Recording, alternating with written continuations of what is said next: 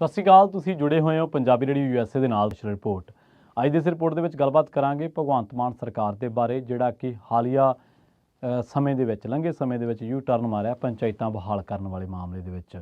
ਪਰ ਪੰਜਾਬ ਸਰਕਾਰ ਨੇ ਇੱਕ ਯੂ ਟਰਨ ਇਹੀ ਨਹੀਂ ਮਾਰਿਆ। 1.5 ਸਾਲ ਦੇ ਵਕਫੇ ਦੇ ਦੌਰਾਨ, 1.5 ਸਾਲ ਦੇ ਅਰਸੇ ਦੇ ਦੌਰਾਨ ਸਰਕਾਰ ਨੇ ਕਈ ਮਾਮਲਿਆਂ ਦੇ ਵਿੱਚ ਯੂ ਟਰਨ ਮਾਰੇ ਨੇ, ਅਤੇ ਕਈ ਯੂ ਟਰਨ ਤਾਂ ਸਰਕਾਰ ਨੇ ਕਾਨੂੰਨੀ ਕਚਹਿਰੀ ਯਾਨੀ ਕਿ ਹਾਈ ਕੋਰਟ ਦੇ ਵਿੱਚ ਜਾਂ ਅਦਾਲਤਾਂ ਦੇ ਵਿੱਚ ਜਾ ਕੇ ਮਾਰੇ ਨੇ। ਕਈ ਮਾਮਲਿਆਂ 'ਤੇ ਸਰਕਾਰ ਆਪਣੇ ਹੀ ਫੈਸਲਿਆਂ ਤੋਂ ਪਲਟੀ ਆ। ਉਹ ਫੈਸਲੇ ਕਿਹੜੇ ਨੇ, ਅਤੇ ਜਦੋਂ ਸਰਕਾਰ ਪਲਟਦੀ ਹੈ ਤਾਂ ਸਰਕਾਰ ਦਾ ਜਿਹੜਾ ਮੁਹਾਂਦਰਾ ਜਿਹੜਾ ਕਿ ਲੋਕਾਂ ਸਾਹਮਣੇ ਹੁੰਦਾ ਉਹ ਬਹੁਤ ਤਬਦੀਲ ਹੁੰਦਾ। ਅਤੇ ਸਭ ਤੋਂ ਵੱਡੀ ਗੱਲ ਇਹ ਹੈ ਕਿ ਕੀ ਮਾਨ ਸਰਕਾਰ ਨੂੰ ਕੋਈ ਗੁੰਮਰਾਹ ਕਰ ਜਾਂਦਾ ਕਿ ਪਹਿਲਾਂ ਸਰਕਾਰ ਉਹ ਫੈਸਲਾ ਲੈਂਦੀ ਹੈ, ਜਿਵੇਂ ਪੰਚਾਇਤਾਂ ਦੇ ਮਾਮਲੇ 'ਚ ਹੋਇਆ ਕਿ ਪਹਿਲਾਂ ਤਾਂ ਮਾਨ ਸਾਹਿਬ ਦੇ ਕੰਨ ਦੇ ਵਿੱਚ ਫੂਕ ਮਾਰੀ ਗਈ ਹੋਊ ਕਿ ਜੀ ਆਪਣੇ ਮੰਤਰੀ ਸੰਤਰੀ MLA ਵਿਧਾਇਕ ਜਿਹੜੇ ਪਿੰਡਾਂ 'ਚ ਜਾਂਦੇ ਆ, ਕੋਈ ਨਾ ਕੋਈ ਤਾਂ ਠਹਿਰ ਹੋਣੀ ਚਾਹੀਦੀ ਹੈ, ਅਤੇ ਆਪਾਂ ਕਿਉਂ ਨਾ ਚੋਣਾਂ ਕਰਾ ਲਈਏ।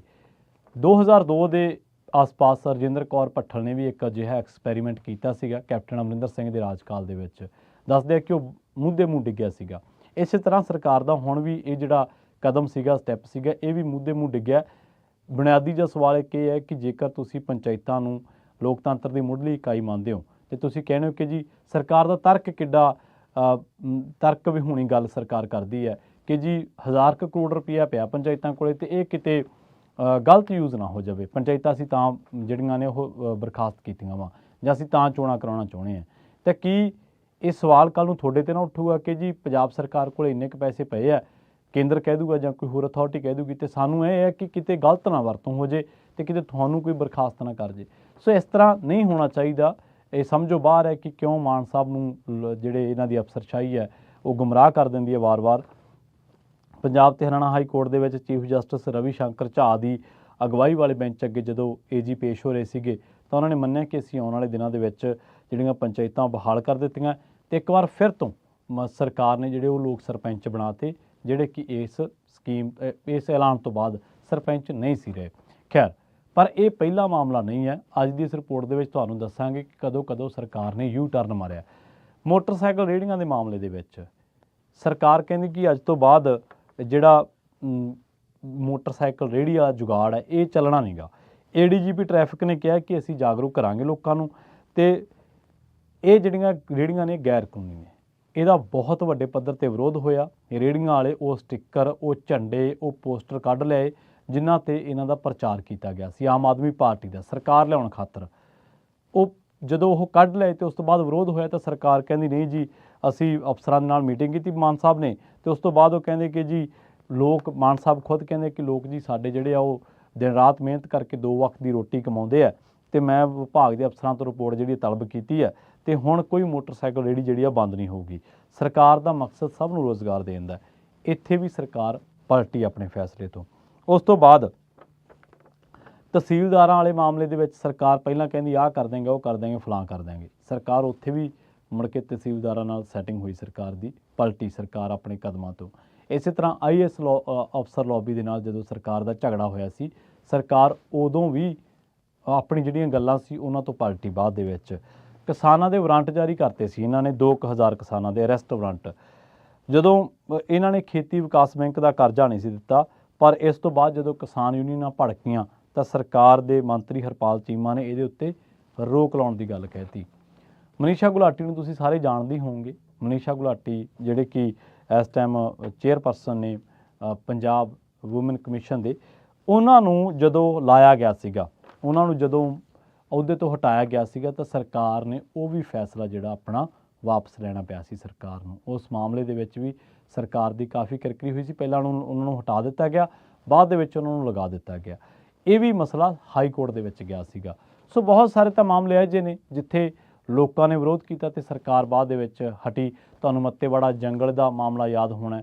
ਸਰਕਾਰ ਕਹਿੰਦੀ ਕਿ ਟੈਕਸਟਾਈਲ ਪਾਰਕ ਲਾਉਣਾ, ਬਾਅਦ ਦੇ ਵਿੱਚ ਲੋਕਾਂ ਨੇ ਵਿਰੋਧ ਕੀਤਾ ਕਿ ਜੇਕਰ ਟੈਕਸਟਾਈਲ ਪਾਰਕ ਲੱਗ ਗਿਆ ਤਾਂ ਇੱਥੇ ਸਾਰਾ ਸਤਲੁਜ ਜਿਹੜਾ ਉਹ ਜਿੰਨਾ ਕੁ ਬਚਿਆ ਖੁਚਿਆ ਉਹਨਾਂ ਕੁ ਵੀ ਪਲੀਤ ਹੋ ਜਾਊਗਾ।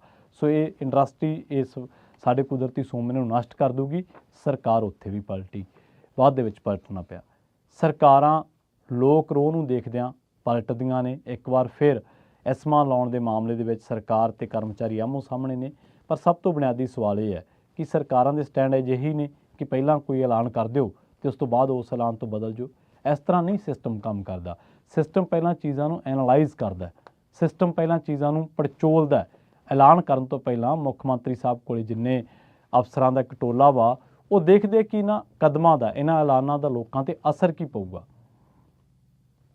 ਉਹ ਦੇਖਦੇ ਨੇ ਕਿ ਲੋਕ ਵਿਰੋਧ ਕਿੰਨਾ ਕੁ ਹੋਊਗਾ। ਮਸਲਨ ਜੇਕਰ ਕਿਸਾਨਾਂ ਨੂੰ ਤੁਸੀਂ ਰੈਸਟੋਰੈਂਟ ਜਾਰੀ ਕਰ ਦਿਓਗੇ ਤੇ ਅੱਜ ਕਿਸਾਨਾਂ ਦੀ ਇੰਨੀ ਕੁ ਤਾਕਤ ਹੈ ਕਿ ਉਹ ਕਿਸੇ ਵੀ ਮਸਲੇ ਤੇ ਸਰਕਾਰ ਨੂੰ ਝੁਕਾ ਲੈਂਦੇ ਆ। ਅੱਜ ਜੇਕਰ ਤੁਸੀਂ ਮੁਲਾਜ਼ਮਾਂ ਦੇ ਨਾਲ ਧੱਕੇਸ਼ਾਹੀ ਕਰੋਗੇ ਤਾਂ ਤੁਹਾਨੂੰ ਉਹਨਾਂ ਦੇ ਉਲਟਾ ਉਹਨਾਂ ਦੇ ਵਿਰੋਧ ਦਾ ਸਾਹਮਣਾ ਕਰਨਾ ਪੈਂਦਾ। ਪਟਵਾਰੀਆਂ ਕਾਨੂੰਗੋਂ ਦਾ ਮਸਲਾ ਲੈ ਲਓ, ਉਹ ਕਹਿੰਦੇ ਕਿ ਠੀਕ ਹੈ ਕਲਮ ਅਸੀਂ ਛੱਡਤੀ ਆ, ਤੁਸੀਂ ਜਿੱਥੇ ਤੁਹਾਡੇ ਬੰਦੇ ਨਹੀਂ ਗਏ ਉੱਥੋਂ ਕੰਮ ਕਰਾ ਲਓ ਆਪਦੇ ਬੇਰੁਜ਼ਗਾਰ ਨੌਜਵਾਨਾਂ ਤੋਂ। ਸੋ ਇਹ ਕੀ ਹੈ ਕਿ ਤੁਸੀਂ ਸਿਰਫ ਇੱਕ ਟੀਕਾ ਲਾ ਕੇ ਵੇਖਦੇ ਆ ਕਿ ਬਈ ਆ ਜਿਹੜਾ ਐਲਾਨ ਆ ਕਰ ਦਿੰਦੇ ਆ ਤੇ ਬਾਅਦ ਦੇ ਵਿੱਚ ਦੇਖਾਂਗੇ ਜਦੋਂ ਲੋਕ ਵਿਰੋਧ ਕਰਨਗੇ। ਇਸ ਤਰ੍ਹਾਂ ਨਹੀਂ ਹੋਣਾ ਚਾਹੀਦਾ। ਇਹ ਭਗਵੰਤ ਮਾਨ ਸਰਕਾਰ ਦੀ ਜਿਹੜੀ ਭਰੋਸੇਯੋਗਤਾ ਵਾ, ਸਰਕਾਰਾਂ ਦੇ ਵਿੱਚ ਜਿਹੜਾ ਭਰੋਸਾ ਵਾ ਲੋਕਾਂ ਦਾ, ਉਹ ਟੁੱਟ ਜਾਂਦਾ ਵਾ, ਉਹਦੇ ਤੇ ਡੈਂਟ ਪੈਂਦਾ ਵਾ। ਤੁਸੀਂ ਦੇਖੋ ਕਿ ਜਦੋਂ ਮਾਨ ਸਾਹਿਬ ਤੇ ਰਾਜਪਾਲ ਆਮੋ ਸਾਹਮਣੇ ਹੁੰਦੇ ਨੇ ਤਾਂ ਲੋਕ ਬਿਨਾਂ ਕੁਝ ਸੋਚਿਆਂ ਮਾਨ ਸਾਹਿਬ ਦੇ ਸਮਰਥਨ ਤੇ ਆ ਜਾਂਦੇ ਨੇ। ਲੋਕ ਕਹਿੰਦੇ ਨੇ ਕਿ ਸਾਡਾ ਮੁੱਖ ਮੰਤਰੀ ਹੈ, ਅਸੀਂ ਚੁਣੀ ਹੋਈ ਸਰਕਾਰ ਆ ਸਾਡੀ, ਅਸੀਂ ਇਹਨੂੰ ਇਹ ਨਹੀਂ ਕਿ ਰਾਜਪਾਲ ਤੰਗ ਕਰੀ ਜਾਵੇ। ਤਾਂ ਉਹ ਕਿਉਂ ਹੈ?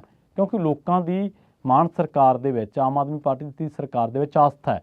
ਪਰ ਜੇਕਰ ਸਰਕਾਰ ਮੋਟਰਸਾਈਕਲ ਰੇਹੜੀਆਂ ਬੰਦ ਕਰੂਗੀ ਤਾਂ ਕੀ ਆਸਥਾ ਰਹੂਗੀ?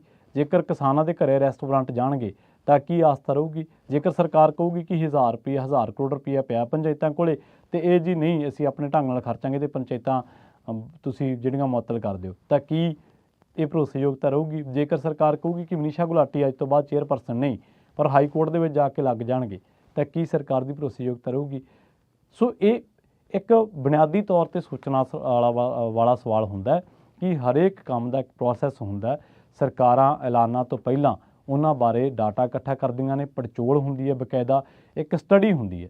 ਤੇ ਸਮਝੋ ਬਾਹਰ ਹੈ ਕਿ ਮਾਨ ਸਾਹਿਬ ਦੇ ਆਸ-ਪਾਸ ਕੈਸੀ ਇਹ ਜੁੰਡਲੀ ਹੈ, ਕੈਸੇ ਲੋਕ ਨੇ, ਕੈਸਾ ਇਹ ਸਾਰਾ ਸਿਸਟਮ ਹੈ, ਪ੍ਰਬੰਧਨ ਹੈ ਕਿ ਜਿਹੜਾ ਉਹਨਾਂ ਨੂੰ ਐਲਾਨ ਕਰਵਾ ਦਿੰਦਾ, ਬਾਅਦ ਦੇ ਵਿੱਚ ਉਨੀ ਪੈਰੀ ਪੁੱਠਾ ਮੁੜਨਾ ਪੈਂਦਾ, ਲੋਕ ਕਚਹਿਰੀ 'ਚੋਂ ਵੀ ਤੇ ਕਾਨੂੰਨੀ ਕਚਹਿਰੀ 'ਚੋਂ ਵੀ। ਜਲਦ ਹਾਜ਼ਰ ਹੋਵਾਂਗੇ ਇੱਕ ਹੋਰ ਨਵੀਂ ਰਿਪੋਰਟ ਦੇ ਨਾਲ। ਬਹੁਤ ਬਹੁਤ ਧੰਨਵਾਦ।